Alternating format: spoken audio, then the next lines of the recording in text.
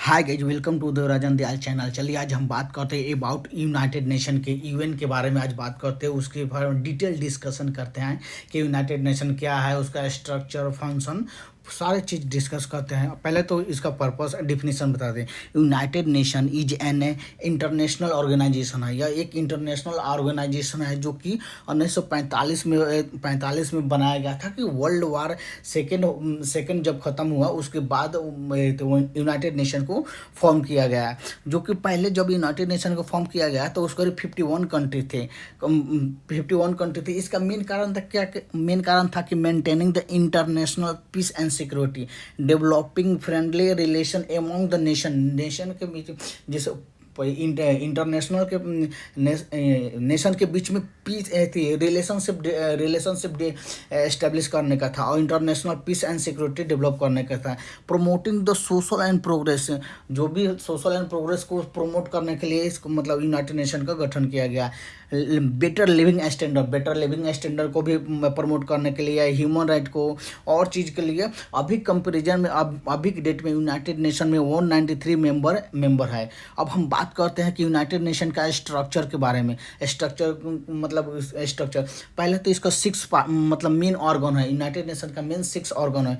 पहला organ general assembly, second होता है सिक्योरिटी काउंसिल, थर्ड है international court of justice, fourth है सेक्रेटरीट, एंड फिफ्थ है economic and social council and six है ट्रस्टशिप काउंसिल। अब बात करते हैं कि जनरल असेंबली का मेन मतलब जनरल असेंबली है उसका काम क्या है।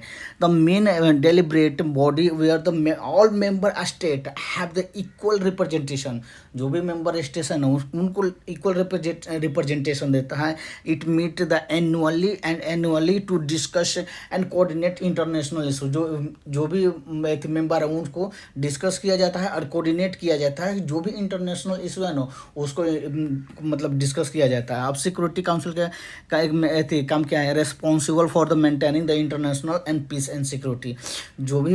जो भी सिक्योरिटी काउंसिल है ना उसका मेन काम है कि जो भी उसका रिस्पॉन्सिबिलिटी है कि आपको पीस को, इंटरनेशनल पीस एंड सिक्योरिटी को मेंटेन करना है।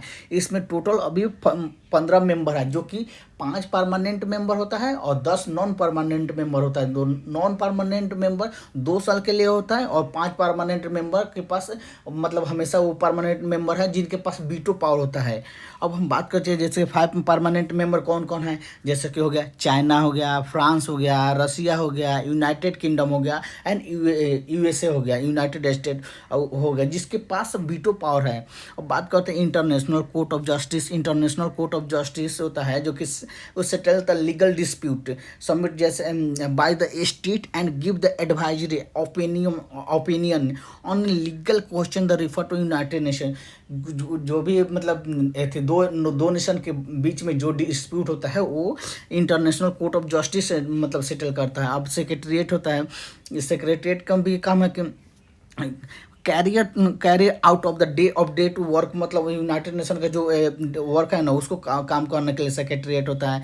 ट्रस्टशिप काउंसिल होता है जो was establish oversee the administration. जो भी एडमिनिस्ट्रेशन के बीच में ट्रस्टशिप एंड ट्रेटरी का बीच में इंश्योर करना है उसके लिए ये ट्रस्टशिप का काम करता है। अब यूनाइटेड नेशन का ऑब्जेक्टिव क्या है, मेन ऑब्जेक्टिव क्या है? द प्राइमरी ऑब्जेक्टिव है यूनाइटेड नेशन का। पहला तो maintaining the international peace and security, promoting the sustainable development, protecting the human right and upholding international law. जो भी इंटरनेशनल लॉ को मतलब इंटरनेशनल लॉ बनाना है उसके लिए डिलीवरिंग द ह्यूमैनिटेरियन एड है। जो भी ह्यूमैनिटेरियन एड को है उसको डिलीवर करना ऐड करना। अब बात करते हैं यूनाइटेड नेशन के की फंक्शन के बारे में। की फंक्शन होता है जैसे कि पीस कीपिंग एंड सिक्योरिटी। जो भी यूनाइटेड नेशन का ब्लू हेलमेट वाले पीस कीपिंग फोर्स होते हैं ना उसमें उनको डिप्लॉय किया जाता है। जो कि मान लीजिए किसी 2 नेशन के बीच में वार हो गया, अब उसको वार को रोकने के लिए मतलब इंटरनेशनल पीस कीपिंग फोर्स को डिप्लॉय किया जाता है। Deploy the peace keeping to the conflict zone. जहाँ भी कन्फ्लिक्ट जोन होता है ना वहाँ पर इंटरनेशनल यूएन का जो पीस कीपिंग है वहाँ पर पीस एंड सिक्योरिटी के लिए मेंटेन करने के लिए पीस कीपिंग फोर्स को डिप्लॉय किया जाता है। इसका की फंक्शन क्या है? Peace keeping and security, human right को प्रमोट करने के लिए, ह्यूमैनिटेरियन असिस्टेंस के लिए, इंटरनेशनल लॉ के लिए and social and economic development के लिए। अब बात करते हैं कि यूनाइटेड नेशन का इकोनॉमिक रिलेवेंस क्या है। The united nation contribute to the global economic stability and the growth भाई। पहले तो फैसिलिटेटिंग द इंटरनेशनल कॉपरेशन, जो भी इंटरनेशनल कॉपरेशन होता है उसको फैसिलिटेट करता है। To promote the policy and programme, foster the economic development and cooperation among the country के बीच में, मतलब पॉलिसी एंड द प्रोग्राम को एंड इकोनॉमिक को डेवलपमेंट करने के लिए फैसिलिटेट करता है। Supporting the development, international UN जो डेवलपमेंट के लिए सपोर्ट करता है, जैसे through the specialised agency, UN के स्पेशलाइज्ड एजेंसी है, लाइक वर्ल्ड बैंक हो गया, आईएमएफ हो गया, international bank, international monetary fund हो गया, एंड अदर भी है जो कि फाइनेंशियल टेक्निकल असिस्टेंस डेवलप करते हैं। अब हम बात करते हैं advocate to the fair trade. UN का भी है, कहती है जो कि फेयर ट्रेड, मतलब जो भी दो कंट्री चाहे दो से ज़्यादा कंट्री के बीच में जो ट्रेड होता है ना, वो प्रमोट करता है कि ट्रेड फेयर हो। ये नहीं है कि किसी को कोई ट्रेड ज़्यादा करे, मतलब कोई कम करे, कोई मतलब ज़्यादा बिना मतलब ज़्यादा एंटी डैम्पिंग ड्यूटी सब लगा के, तो वो नहीं चाहता। यूनाइटेड नेशन चाहता है कि फ्री एंड फेयर ट्रेड हो। अब बात करते हैं United nation political, united nation है उसका political relevance, economic relevance, social relevance के बारे में अभी बात करते हैं। यूनाइटेड नेशन का पॉलिटिकल रिलेवेंस क्या है? पॉलिटिकल रिलेवेंस में होता है पहले तो global governance and peace keeping.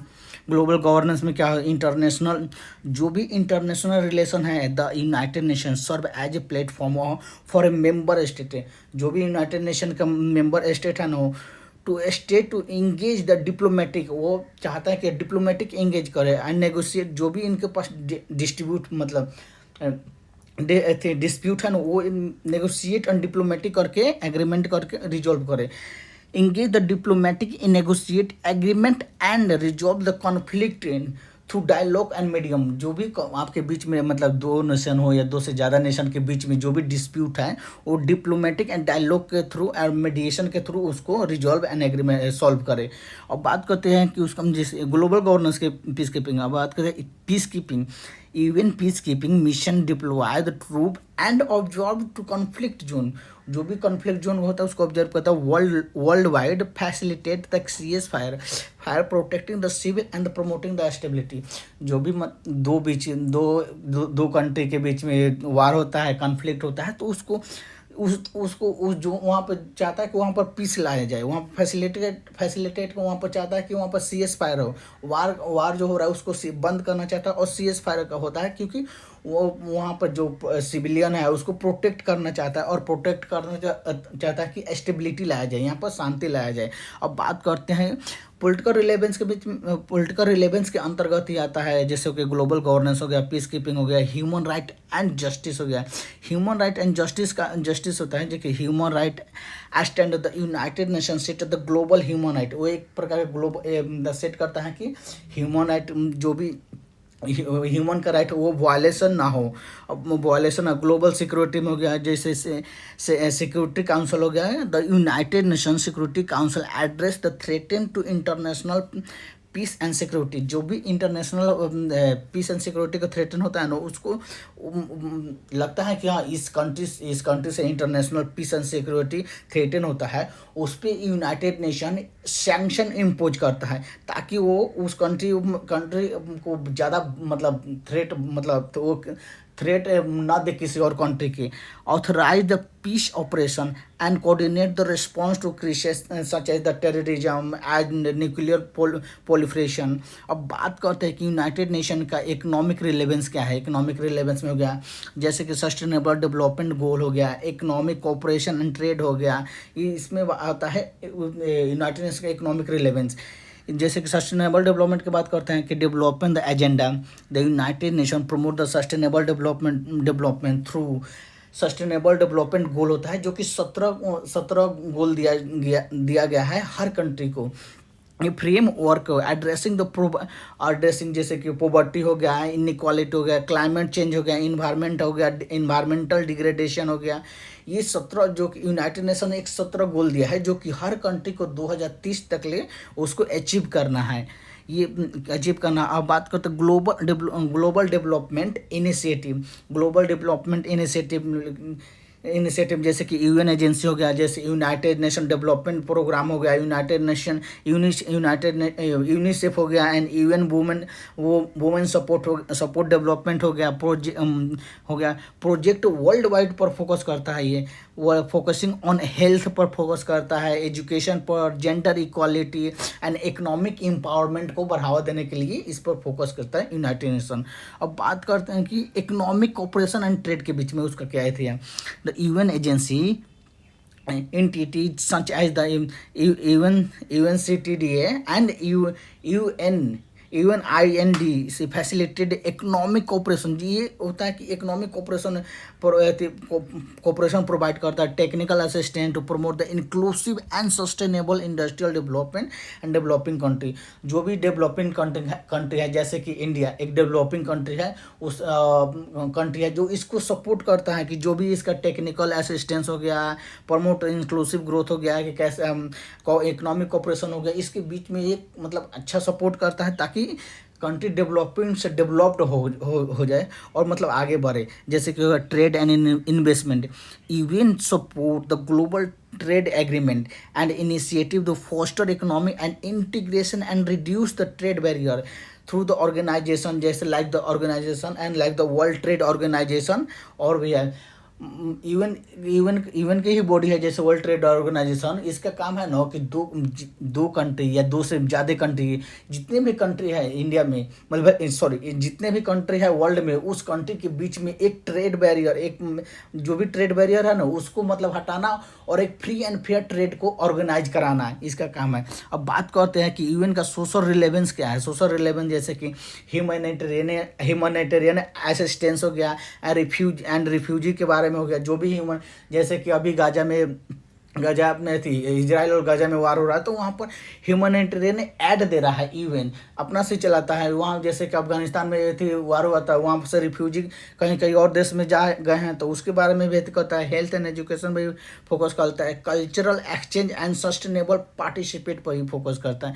बात करता है जैसे ह्यूमैनिटेरियन असिस्टेंस एंड रिफ्यूजी हो गया, जैसे इमरजेंसी रिलीफ हो गया, जैसे कि अभी गाजा में चला रहा है UN. The UN provided the humanitarian aid in response to the natural disaster।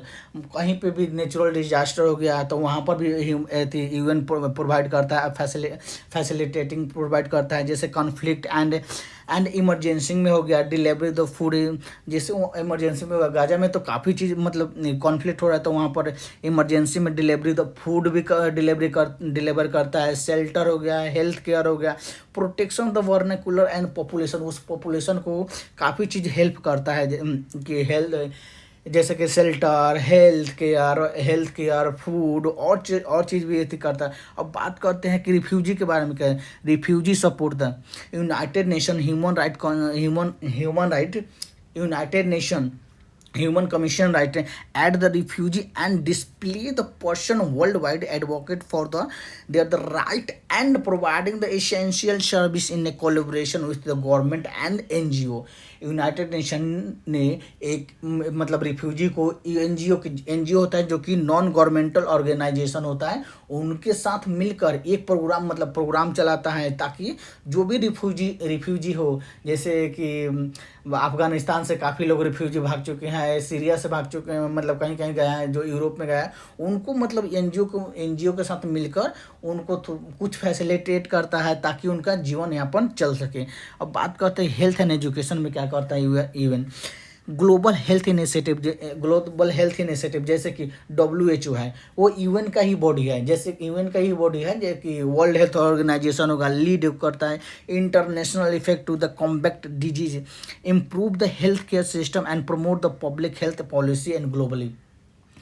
वो WHO जो वर्ल्ड हेल्थ ऑर्गेनाइजेशन है, वो ग्लोबली जो भी ग्लोबली मतलब हेल्थ केयर है उसको प्रमोट करता है, उसको उस सिस्टम को मतलब पॉलिसी जो भी हेल्थ केयर के पॉलिसी है उसका फॉलो करके एक वर्ल्ड वाइड हेल्थ पॉलिसी लाता है और उसको इम्प्लीमेंट करता है। जैसे कोविड में भी WHO ने मतलब काफ़ी मतलब ढीले किया था, उसके कारण बहुत सारे हुआ था। जो WHO एक वर्ल्ड लेवल पर हेल्थ ऑर्गेनाइजेशन है। अब बात करते हैं कल्चरल एक्सचेंज के बारे में। कल्चरल एक्सचेंज सस्टेनेबल प्रैक्टिस के बाद है कल्चरल डाइवर्सिटी। तो even promote the cultural exchange, dialogue and preservation of the cultural heritage through the united nation education scientific and cultural organisation. जो यूनेस्को वर्ल्ड, जैसे UNESCO एक प्रकार की एजेंसी है, वो एक किसी भी मतलब हेरिटेज को एक दर्जा देता है कि आप वर्ल्ड यूनेस्को हेरिटेज है। जैसे fostering the mutual understanding and respect the among nation. आप जब किसी नेशन को एक यूनेस्को वर्ल्ड हेरिटेज मिलता है, उसको मतलब प्रिजर्व करने के लिए, उसको संरक्षित करने के लिए कुछ उसको मतलब मनी भी देता है ताकि इसको प्रिजर्व रहे। अब बात करते हैं environmental sustainability. UN agency like the united nation environment programme address the environmental and challenging, promote the sustainable practice and advocate for climate action and the mitigate the global warming, protect the system। UN का ही body है जो कि united nation environment programme है, जो कि climate change, जो कि climate पर फोकस करता है। वो जो भी क्लाइमेट का में जो day per day heat wave बढ़ रहा है, जो भी क्लाइमेट का, जैसे यूएन का है कि 1.5 डिग्री ही रखना है, मतलब 1.5 डिग्री सेल्सियस ही मतलब हर साल बढ़ना चाहिए। मगर उसको कंट्रोल करने के लिए और इकोसिस्टम को प्रोटेक्ट करने के लिए यूनाइटेड नेशन एनवायरनमेंट प्रोग्राम बनाया गया है। अब बात करते हैं कि एम्प्लॉयमेंट जनरेशन। यूनाइटेड नेशन भी एम्प्लॉयमेंट जनरेट करता है, जैसे सपोर्ट करता है इम्प्लीमेंटिंग द डेवलपिंग प्रोजेक्ट। जो भी डेवलपिंग प्रोजेक्ट होता है उसमें मतलब एम्प्लॉयमेंट काफ़ी जनरेट करता है, जैसे creating the job through the project, infrastructure, education, health, ये सब सारे चीज़ चलाया जाता है। तो उसमें तो कुछ लोगों की ज़रूरत होती है जिससे एम्प्लॉयमेंट भी जनरेट होता है। Capacity building, enhancing the skill capability, people developing and country, improve the employability. अब बात करते हैं promote inclusive growth, advocate and the policy, create the job and opportunity to all include marginalise group. अब बात करते हैं कि यूएन का इशू एंड चैलेंज क्या है। मेन मतलब यूएन के इशू एंड चैलेंज क्या है। पहला तो united nation face the several issue challenge including bureaucracy and inefficiency. जो भी मतलब यूनाइटेड नेशन का ब्यूरोक्रेसी एंड इनएफिशिएंसी है ना, जैसे criticism regarding the organisation, complex bureaucracy and privacy, inefficiency handling some the global issue. जो जैसे कि रसिया यूक्रेन का वॉर हुआ है, उसको मतलब ग्लोबल इशू को वो हैंडल नहीं कर पाता, इसके वो बहुत ज़्यादा क्रिटिसिज्म है। यूनाइटेड नेशन आज तक कोई भी ऐसा वार हो चाहिए थी वो मतलब जो पीस 2 कंट्री के बीच में वार हो उसका पीस नहीं करा पाया है। बहुत कम ऐसा वार थी है मतलब कम है ना जहाँ पर यूनाइटेड नेशन किसी कंट्री के 2 कंट्री के डिस्प्यूट को मतलब परमानेंट सेटल कर दे। ये अभी तक जैसे इंडिया और पाकिस्तान मतलब पाकिस्तान के बीच में कश्मीर का इशू अभी तक ही चल रहा है। जैसे इजराइल हो गया, फ़लस्तीन के हो गया, उसका इशू अभी तक चल रहा है। रसिया यूक्रेन का इशू चल रहा है। वो मतलब काफ़ी जो उसमें ब्यूरोक्रेसी में वो अपना हैंडल नहीं कर पा रहा है। फंडिंग जैसे अब बात करते हैं फंडिंग एंड रिसोर्स की। जब भी यूनाइटेड नेशन काम करता है तो उसके लिए फंडिंग की भी ज़रूरत होता है, उसका रिसोर्स की ज़रूरत होता है। Depend on the member state, जितने भी यूनाइटेड नेशन का 193 मेंबर है उस स्टेट पर डिपेंड करता है। पॉलिटिकल इन्फ्लुएंस एंड बेस, जैसे कि यूनाइटेड नेशन में चाइना को काफ़ी ज़्यादा पॉलिटिकल इन्फ्लुएंस है। उसके कारण वो जैसे कि कोविड-19 आया था उसमें यूनाइटेड मतलब चाइना ने काफ़ी यूएन में इन्फ्लुएंस किया था। अब बात है ग्लोबल कॉन्फ्लिक्ट में जैसे चैलेंजिंग जो भी ग्लोबल कॉन्फ्लिक्ट हो रहा है उसको यूनाइटेड नेशन हैंडल नहीं कर पा रहा है, उसको रिजॉल्व नहीं कर पा रहा है। ये मतलब इसका क्रिटिसिज्म है। अब बात करते हैं गवर्नमेंट इनिशिएटिव यूनाइटेड नेशन के थ्रू क्या लिया है, जैसे इम्प्लीमेंटिंग डेवलपमेंट गोल हो गया। जब भी गवर्नमेंट इम्प्लीमेंट करता है development goal, working together achieve the sustainable development goal, जो यूएन ने 17 गोल दिया उसको इम्प्लीमेंट करने के लिए, उसको अचीव करने के लिए मतलब काम करता है। Providing technical assistance, supporting the humanitarian effort the united nation का की स्टैटिक्स क्या है कि यूनाइटेड नेशन में अभी तो फिलहाल 193 मेंबर स्टेट हैं, पीस कीपिंग मिशन चलाता है, ह्यूमैनिटेरियन असिस्टेंस चलाता है। और बात करते हैं यूनाइटेड नेशन की अदर डिटेल्स के बारे में, जैसे ये इस United Nation specialise agency, the UN has specialise agency such है जैसे कि वर्ल्ड हेल्थ ऑर्गेनाइजेशन हो गया, यूनाइटेड नेशन एजुकेशनल काउंसिल हो गया, united nation education scientific and cultural organisation हो गया, यूनेस्को हो गया जो कि स्पेशलाइज एजेंसी है, एंड इंटरनेशनल लेबर ऑर्गेनाइजेशन हो गया which the work the issue, इस पर वर्क करता है, इशू का जो भी इशू है उसको स्पेसिफिक इशू को डिस्कस करता है। Global initiative the united nation, अब ग्लोबल इनिशिएटिव में बात करते हैं, the united nation lead the global initiative such as the आपको बता दें कि सस्टेनेबल डेवलपमेंट में जो कि यूनाइटेड नेशन ने 17 गोल दिए हैं जो कि हर कंट्री हर नेशन को अचीव करना है 2030 तक ले, जैसे कि क्लाइमेट चेंज हो गया, एग्रीमेंट हो गया, campaign of the human right and gendering inequality हो गया, पॉवर्टी हो गया, इसको एलिवेट मतलब खत्म करने के लिए। अब इन सारे का कंक्लूजन क्या है? कंक्लूजन है कि the united nation has a vital institution, वो एक बहुत बड़ा इंस्टीट्यूशन है इन द इंटरनेशनल सिस्टम, वो इंटरनेशनल सिस्टम है वर्किंग द मेंटेनिंग, जो वर्क करता है पीस एंड सिक्योरिटी को मेंटेन करने के लिए, एंड उसको और प्रमोट करता है सस्टेनेबल डेवलपमेंट के लिए, protect the human right protect the human right, hold the international law को होल्ड मतलब बनाता है, and provide the humanitarian add already बता चुके हैं, and facing the challenging criticism, वो मतलब चैलेंजिंग भी फेस करता है, क्रिटिसिज्म भी फेस करता है। The united nation country adopt the evolve to address the global issue and support the member state achieving the development goal।